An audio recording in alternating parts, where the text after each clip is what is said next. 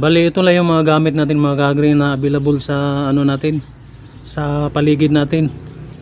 Ito oregano, tapos dishwashing liquid, suka na dato puti, yung pang ano sa pangdurog natin yan lahat mga ka-agri. Kapag mayroon kayong blender, ito lang gagamitin ko mga ka-agri kasi para ano talaga, yung pangmasa talaga. Ito yung sanga or baging ng ano ng panyawan o makabuhay, kalamansi, sili na labuyo at saka yung may halo na yan mga ka-agri. Bali kung alin yung available sa bahay nyo, kung meron kayo nito mga ka-agri, kahit ilang ano lang nito mga ka-agri, ilang sangkap lang. Bali ang gagawin natin ito,